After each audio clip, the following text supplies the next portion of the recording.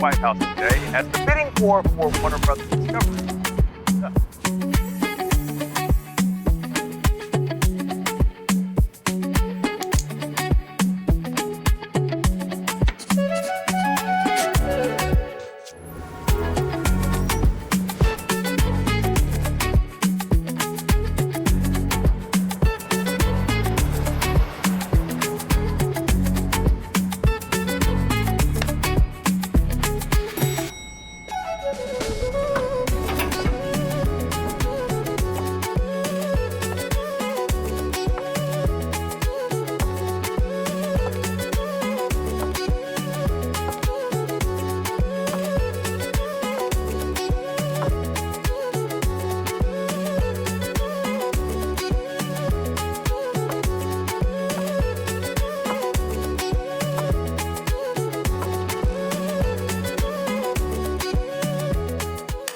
ቀዳሜኛ እንዳማረበት የተሰኘው ፕሮግራማችን ቻሌንጅ እንደማንኛውም ኢትዮጵያችን አሁን ጀምሯል።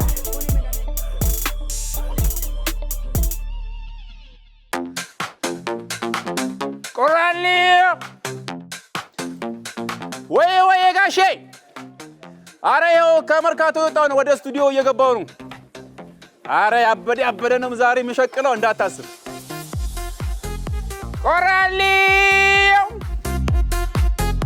አሮጌ ጫማ አሮጌ ሀሳብ አለ። ኧረ ሁሉም ነገር ነው የምፈልገው። ቆራሌው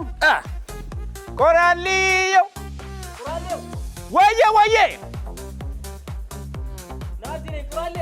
አዴ መተናል። ወደ ቻናል ዋን ገብተናል ይላል።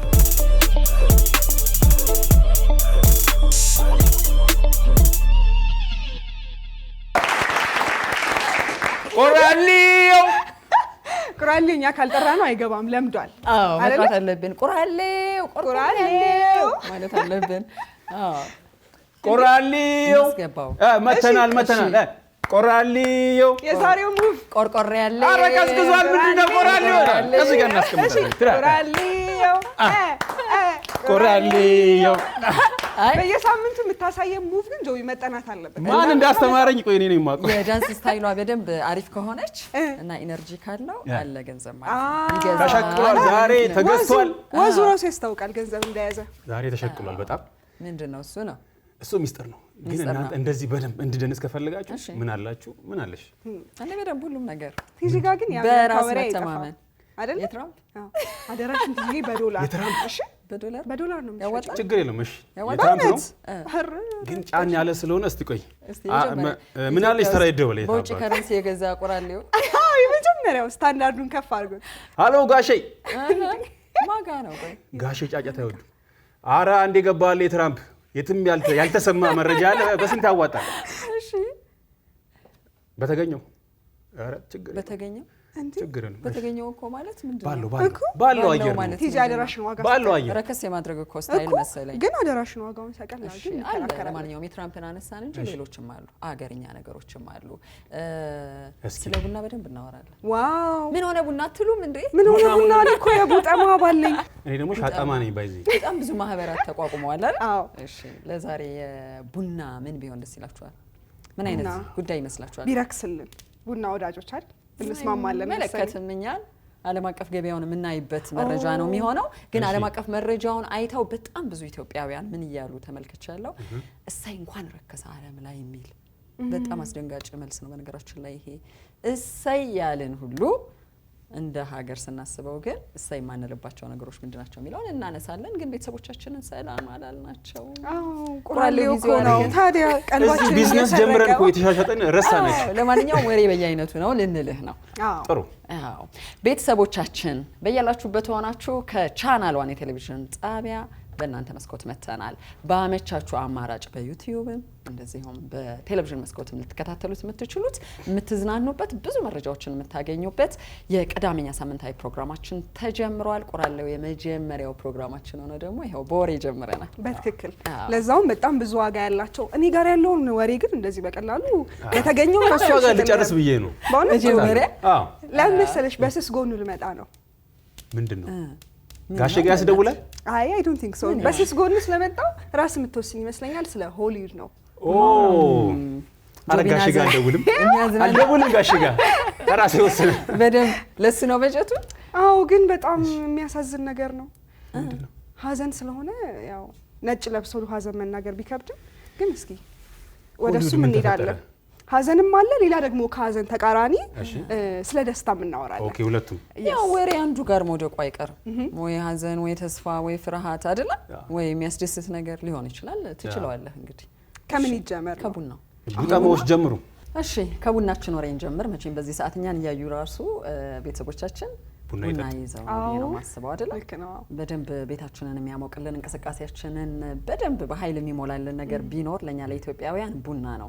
የቡና ነገር መቼም ሀገር ቤት በጣም ተወዶብን እያለቃቀስን ነው። ግን ምንም አይደለም፣ ሀገር ልትጠቀም የውጭ ምንዛሬ ልታገኝ ዓለም አቀፍ ገበያ ላይ እየተቸበቸበ ነው በሚል ተጽናንተን ነበረ። አሁን ግን ለአምራቾቹም ለኛም ለኢትዮጵያውያንም ለመንግስትም ጭምር የሚያሳዝን ወቅት ላይ ነው ያለ ነው። በዓለም አቀፍ የቡና ገበያ ላይ የኢትዮጵያ ቡና ዝቅተኛ ዋጋ ተቆርጦለታል። አንድ ስኒ ቡና ከነበረበት $4 የአሜሪካ ዶላር ወደ 2.5 የአሜሪካ ዶላር እጥፉ በግማሽ ልንል እንችላለን። ሸርተት ብለናል። ለምንድን ነው እንደዚህ ሆነው ሲባል አንድ ከጥራት ጋር የተገናኘ ነገር ነው። ሁለተኛው ደግሞ በዋነኝነት ቪየትናምና ብራዚል ዓለም ላይ በጣም የኢትዮጵያ ተወዳዳሪዎች ናቸው። በግፍ በጥራት አምርተው መጥተዋል። አስቀና በጣም ይሄ ያስቀናል። ቡና መገኛ ሀገር ሆነን በጣም ከባድ ነው። እነሱ በገፍ ይሄንን ለዓለም የቡና ገበያ ሲያመጡ ረከስ እናደርጋለን። የሆነ ነገር በገፍ ሲመጣ እንዴት ነው የነበረው ብርቅዬው ነገር ገለል ይደረጋል አይደል? እንደዛ ነው የሆነው። ይሄ ነገር ለቡጣሞች በጣም አስጊ ነገር ነው ብዬ አስባለሁ። ቡና ጠጪዎች ማህበር በእናትህ በጣም ሊቀመንበሩ ያስቡበት ወደ ሀገር ውስጥ ሊመጣ ነው ግን የሚያስብል ነው አይደል? ሰፍ ብለን ሰሞኑን ስናወራ አስተያየትም ሲሰጥ ያየነው ነገር ግን የሚመለከተው የመንግስት አካል ገበሬዎች ቡና መወደዱን አይተው ደበቅ ያደረጓት ነገር ነበረች። ቀስ እያሉ እያወጡ እንዲሸጡ አሁን ባለበት ነገር የሚቀጥል ከሆነ ከዚህ በኋላ ገዢም ላይ ገኝ ስለሚችል አውጥታችሁ በፍጥነት ሽጡ የሚል ማስጠንቀቂያም ነው የተሰጣቸውና ያዝ ማድረጉ ብዙ የሚያስተማምን አይደለም በዓለም አቀፍ የቡና ገበያ መራከስ ምክንያት። ስለዚህ አውጥተው ቢሸጡ ይመከራል። ትልቁ ለኢትዮጵያውያን የተመከረው ነገር ግን እሴት መጨመር ራሱ ቡናውን እንዳለ ከመሸጥ ፈጭተን ቆልተን እንደ ክሬመር አድርገን በተለያየ መንገድ የቡና ፍሌቨር ያላቸው ምግቦችን ሰርተን ብንሸጥ ኖሮ ባንድ ያጣነውን ባንድ ማግኘት የምንችል ህዝቦች እንሆን ነበረ። ይሄ እስከ መቼ ነው? ብዙ ሀገራት በዚህ ነው እያሸነፉ ነው ያሉት በነገራችን ላይ። ስለዚህ እዚህ ላይ በደንብ ሮጥ በሉ ነው። እሳይ ወደ ሀገር ውስጥ ገበያ ይመለሳል ለሚያስብለው ግን የመልስ ምት የሚሰጥ የኢኮኖሚ ምላሽ መጥቷል። እሺ እሳይ አይባልም። ምክንያቱም ያው መንግስትም ሀገርም ይሄንን የውጭ ገንዘብ ወይም ደግሞ ዶላር ማግኘት ሲቻል ነው ሌሎች የኢኮኖሚ እንቅስቃሴዎች የሚደረጉት፣ መሰረተ ልማት የሚሰራው፣ መንገዱ፣ ትምህርት ቤቱ፣ በተለያየ ፕሮጀክት ላይ ሀገር የምታወጣው ገንዘብ መምጫው ቡና ነው። ቡና በርካሽ ዋጋ ሲሸጥ በሌላ መንገድ ማነቆ ውስጥ የምንገባባቸው የኢኮኖሚ ቀውሶችም ይመጣሉ። ስለዚህ አልሸሹም ዞር አሉም ነው። በሌላ መንገድ ያዝ ልንደረግ እንችላለን ማለት ነው ከዛ ያጣነውን ገንዘብ ለማካካስ። ስለዚህ ቡናችን ከፍ እንዲልልን፣ አምራቾቻችን እንዲኮሩልን፣ በተለይ ደግሞ የቡና ገበያ ብዙ ሰዎች ገበያቸውን የሚያንቀሳቅሱበትና የስራ መስክ የፈጠሩበትም ስለሆነ በቀላሉ የምንመለከተው ነገር አይደለም። የኢኮኖሚ ዋልታ ተብሎ ተዘፍኖለት ነው ቡና ወርዶ አይቀርም። እውነት እንደ ሚሽን ይዘን በደንብ መስራት አለብን። ሀገር ውስጥም በደንብ ብዙ ተጠቃሚዎች አሉት። ከዛ ደግሞ ቲጂ እንዳለችው በተለያዩ ቫራይቲ በሆኑ መንገዶች ደግሞ ለዓለም ገበያ ቢቀርብ አዋጭ ካካሻ ይሆናል። ለማንኛውም ለቡናችን ጥሩ ዜና የምንሰማበት ቀጣይ ጊዜ ያድርግልን።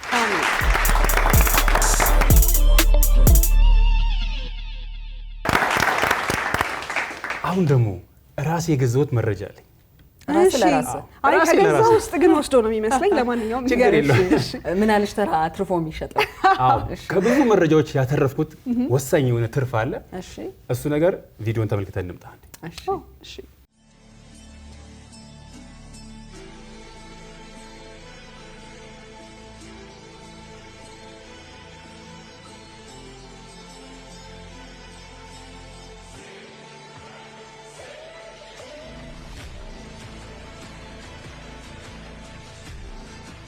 እንዴት አገኛችሁት?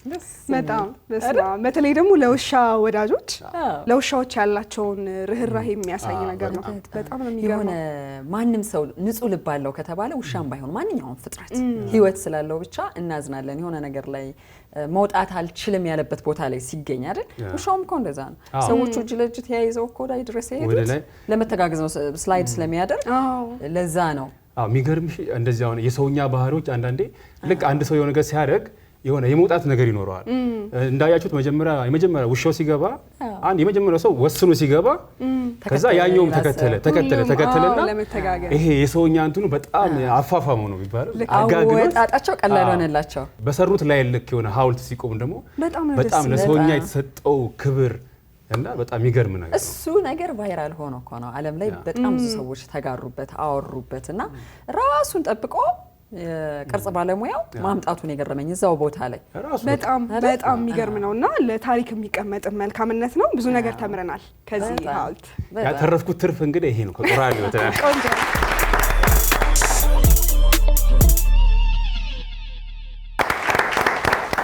በዚህ ሳምንት እንግዲህ በጣም አንድ አሳዛኝ ዜና ሰምተናል። ዓለም ትልቅ የጥበብ ሰው አጣለች። በጣም ታዋቂው የሆሊውድ አክተር ቻክ ኖሪስ በ86 ዓመቱ ከዚህ ዓለም በሞት ተለይቷል። ቻክ እንግዲህ በብዙ ስራዎቹ እናውቀዋለን። በይበልጥ ደግሞ ዋከር እና ቴክሳስ ሬንጀር በሚሉት አክሽን ተከታታይ ድራማዎቹ በጣም ፌመስ ነበረ። ከዛ ደግሞ ከብሩስ ሊ ጋር በሰራው ዘ ዌይ ኦፍ ድራገን በተሰኘው ፊልሙ ደግሞ በጣም ተወዳጅነትን አትርፎ ነበረ። ባጋጠመው ድንገተኛ ህመም በሕክምና ሲረዳ ቆይቶ ባሳለፍነው ሳምንት አተነዋል። በጣም አሳዛኝ ዜና ነው። ለፊልም አፍቃሪያን በተለይ ደግሞ አክሽን ፊልም ላይ በጣም አይበገሬ ወይም እንዴት ነው በጣም ትልቅ ዝናን ያተረፈ አክተር ነበር። የሚገርምሽ ቻክ ኖሪስ የሚሰራቸው ሙቪዎች ላይ በጣም ፋይቶ በተለይ ይሄ ቦክስ እሱም ሲሰራ አንድ አባባል ይባላል እና ቀጭኔ አንገቷ ከመርዘማው በፊት አህያ ነበረች። ኖክአውት አድርጎ ሲመታ ነው አንገቷ የረዘመው ይባላል። በሱ ፓንች ነውና ይሄ እንደዚህ በጣም ፐርፌክት ከመሆኑ የተነሳ በጣም ለረጅም ዓመታት እንግዲህ በፊልም ኢንዱስትሪው ላይ የራሱን አሻራ ሲያሳርፍ የቆየ አክተር ነበር። እሱን በማጣታችን ትልቅ ሐዘን ይሰማናል። በተለይ የአክሽን ሙቪ አድናቂዎች አይደለ? ሆሊውድ በእርግጥ ደስ የሚለው ነገር መቼም ሞት ሁልጊዜ ምሳሌ ተብለው የምንቀበለው ነገር አይደለም። በእድሜ አንጋፋ ከሆኑ በኋላ በጣም ብዙ አሻራ ካሳረፉ በኋላ ነው የሚሄዱት። ያው ሞት አይቀርም። 86 ዓመቱ ላይ ነው ህይወቱ ያለፈው። አንጋፋ የምንለውም አንዱ ከእድሜው አንጻር ነው። ከዚሁም ጋር ተያይዞ ከአክቲንግ ጎን ለጎን የማርሻል አርት መምህርም ጭምር ነው። በበጎ አድራጎት ስራዎቹን በደንብ የሚመሰገን ሰው ነበረ። ያው በነበረው ወይም በኖረበት እድሜ መልካምነትን በደንብ አጋርቶ ነው ያለፈው። ለቤተሰቦቹ ለአድናቂዎቹ መጽናናት እንመኛለን።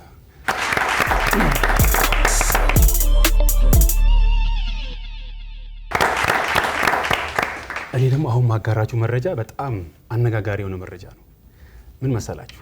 አብዛኛውን ጊዜ ሰዎች ፖሊስን በቃ ፒክቸራይዝድ የሚያደርጉበት መንገድ የተለያየ ነው። አሁን እንዴት ነው አንቺ ፖሊስን ልታስቢ የምትችይው? ወታደር ፖሊሶች ነው ሲባል እንዴት ነው ኢማጂን ልታደርጊ የምትችይው? አንድ የሆነ ወንጀል እነሱ እያሉ አይፈጸምም የሚል ቀድሞ የሚመጣልኝ ነገር አለ። ከዚህ ያፈነገጠ ነገር ካለ ግን የሚጠቀሙትን ኃይል ተጠቅመው ማስቆም ይችላሉ። ናይስ። እሺ ጄሪ ከፖሊስ ጋር ካያያዝከው የመጀመሪያ ስራዬን ፖሊስ ሆኜ ስለነበር የሰራሁት ኮንስታብል እና ያው ደህንነትን ማስጠበቅ ነው የሚታየኝ። የአብዛኞቻችን ግምት ሊሆን የሚችለው እንደዚህ ነው። እኔም የተወሰነ ጊዜያቶች እንደዚህ ነበር የምገምተውና ምን ሆነ መሰላችሁ? የ87 ዓመት የጣሊያናዊት አዛውንት ወደ ፖሊስ ጣቢያ ይደውላሉ። በሚደውሉበት ታይም ፖሊሶቹ ምንድነው ኤክስፔክት ያደረጉት? ያው ብዙ ስልኮችን ከዚህ በፊት ሲቀበሉ የነበረው ወንጀሎች ናቸው። እንደዚህ ተፈጽመዋል ኑ ድረሱልን አይነት ነገሮች ኢመርጀንሲ ኮሎች ነበር ሲደርሳቸው የነበረው። አሁን ላይ የደረሳቸው ግን አዛውንቷ ደወሉና እባካችሁ ብቸኝነት የተሰማኝ ነው፣ በጣም እርቦኛል የሚል መልእክት ነበር የደወሉ የተናገሩት። እና የፖሊሶቹ ምላሽ ምን ቢሆን ጥሩ ነው? በቃ እኛ ከወንጀል ውጪ ምንም ነገር ልንቀበል አንችልም የሚሉት ነገሮች ነበር ሰዎች ኤክስፔክት ሊያደርጉ የሚችሉ። ግን እነሱ እሺ ችግር የለው ምናምን ብለው ቀጥታ ወደ አዛውንቷ ቤት ይጓዛሉ። ከተጓዙ በኋላ እሳቸውም ቁጭ ባሉበት ይገባሉ፣ አሳረፏት። ከዛ ምን ያደርጋሉ?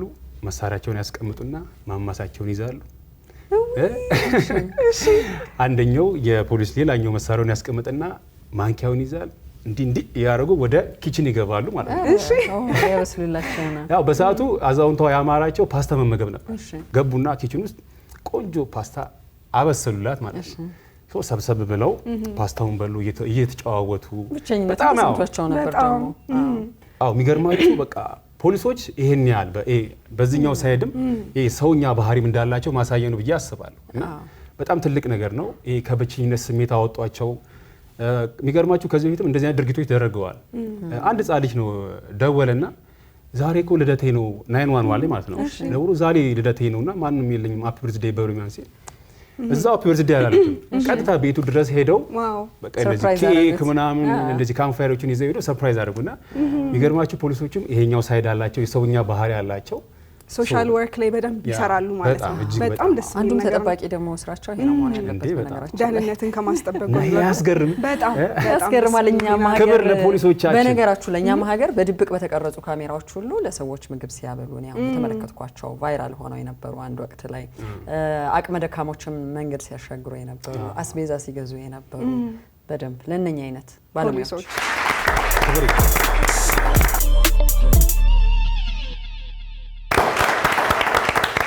የተፈለቀለቀን ስለ ደስታ ብናወራስ ያስኬዳል። ግን ደግሞ የሚገርማችሁ አሁን በእርግጠኝነት ስነግራችሁ ሰርፕራይዝ ነው የምትሆኑት። ምክንያቱም አፍሪካ ውስጥ ደስታ አለ ተብሎ አይታሰብም። አፍሪካ ውስጥ እኔ ፋክት ዜና ነው የምነግራችሁ። እሱም ጠፍቷል። ደስታ ከረሜላ የለም። አይ እንዲሁ ይባላል ነው ሰዎች ወይም ዌስተርንስ የሚሰጡን ስያሜ ሌላ ነው። ማንም ደረጃ ሳያወጣልን እኛ ግን በተፈጥሯዊ ደስታ ኖረናል እኮ አፍሪካውያን አይደል? ምናልባት የመስፈርቱ ጉዳይ ነው ላያስማማ የሚችለው። ኢንዴክሶች ሲወጡ የሆኑ መስፈርቶች አሏቸው ሙያተኞችን የሚያስማሙ። ግን በቃ በራሳችን ደስታማ ባንኖር ኖሮ ኤክስፔክት እያደረግን እየተወዳደርን ቢሆን አይሆንም። አሁን ግን የወጣው ዜና እንግሊዝ ሃፒ ላይፍስ ኢንስቲትዩት ያወጣው ዜና ነው። በዚህ ዜና ላይ የ41 አፍሪካ ሀገራት ሊስት ተደርገዋል። ከ41 አፍሪካ ሀገራት ውስጥ ቶፕ 10 የሚባሉ ደስተኛ የአፍሪካ ሀገራት ወይም ህዝቦች ተብለው ወጥተዋል። እኛ ደስተኛ ነን፣ ግን ኢትዮጵያ በዚህ ምድብ ላይ 32ኛ ደረጃ ይዛለች። 32ኛ ይሄም ያው ምንም ቆንጆ ነገር ነው። ምንድነው መስፈርቱ? መስፈርቱ ብዙ በሳቀ ነው ወይስ ምን? ቼክ ሳደር በመጀመሪያ ደረጃ የተቀመጠችው ሞሪሺየስ ነች። ሞሪሺየስ ቢች ያለባት ከተማ ናት። በጣም የሚያምር ከተማ ነው። በጣም ስለዚህ ህዝቦቿ ደስተኛ ላይሆኑ አይችሉም። ምክንያቱም እዛው ሌላ ሀገር ትራቭል ማድረግ ሳይጠበቅባቸው መስፈርቱ ምን እንደሆነ ክሊር አድርገው ሊስት ባያደርጉትም ነገር ግን የ41 አፍሪካ ሀገራትን ሊስት አድርገው ቶፕ 10 ብለውም የአፍሪካ ሀገራትን ለይተው አውጥተዋል። ኢትዮጵያ 32ኛ ደረጃ ላይ ተቀምጣለች። እኛ ደስተኞች ነን። ከምን አንጻር ይሄንን ጥናት እንዳወጡት ባናቅም 32ኛ ይገባዋል ትላላችሁ? አንጻራዊ ነው ደስታ በሚል ብናየው ነው የሚሻለው። አንጻራዊ ነው አይደል? ትክክል። የትኛው ደስታ ልኬት እንዴት በምን ምክንያት የሚለው ጋር ስንሄድ ብዙ ማያስማሙን ነገሮች ስለሚኖሩ ማለት ነው። በዚህ ወቅት እንግዲህ ሞሪሺየስ የመጀመሪያ ደረጃ ይዛለች ብያቸዋለሁ። ሞሪሺየስ ደግሞ ይሄ ወርና ኤፕሪል በደንብ ቱሪስቶች የሚጎርፉበት ወር ነው። ምክንያቱም ቢቾቹ በጣም የሚያምሩበት ታይም ስለሆነ ማለት ነው። ስለዚህ ሞሪሺየስ ይገባታል እላለሁ። 32ኛ ደረጃ ግን አላስማማኝም። ከፍ እናደርገዋለን።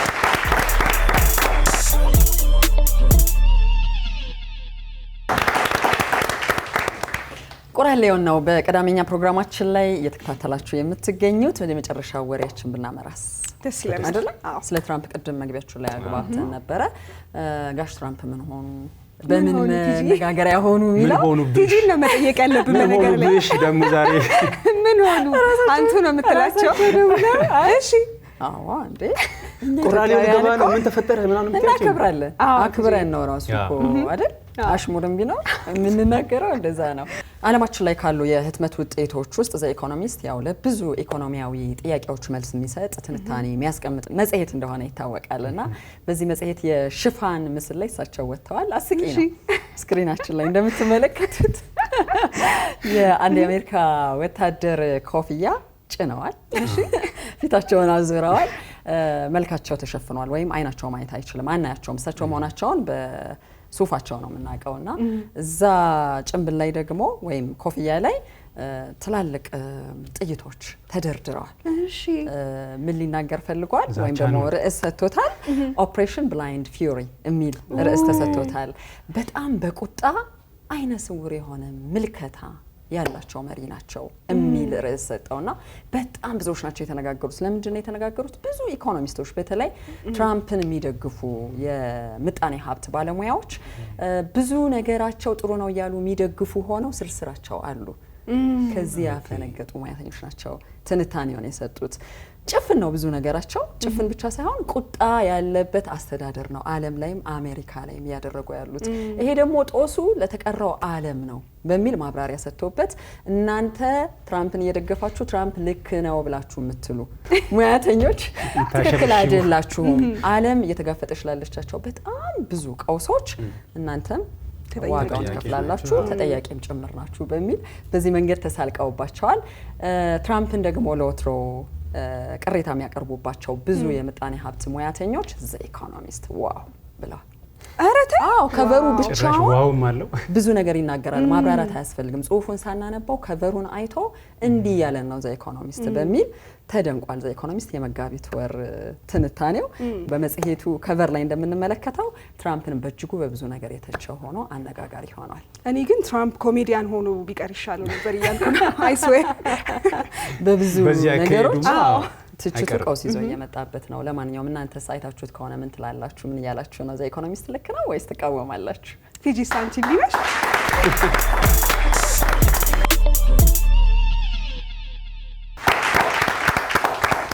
በቅዳሜኛ መሰናዷችን በጣም ቆንጆ እናንተም የተደሰታችሁባቸውን ጉዳዮች አንስተናል። ቆራሌው እንዴት አገኛችሁት? ሀሳብ ስጡን እስቲ። በዩቲዩብ ይፋዊ የቻናል 1 ቲቪ ኢትዮጵያ መረጃዎቻችንን በመናጋራበት ቻናላችን ላይ አስተያየቶቻችሁን ልትሰጡን ትችላላችሁ። በቅዳሜኛ ግን ይሄ ብቻ አይደለም። ቆራሌውን ገና ጀመር ነው። ብዙ መሰናዶች አሉ እየጠበቁን ነው። ወይኔ ሆና በጣም እነኚህን ሁሉ ከኛ ጋር ከሆናችሁ እየኮመኮማችሁ ደስ የሚል ቅዳሜን ታሳልፋላችሁ። አብራችሁን ነው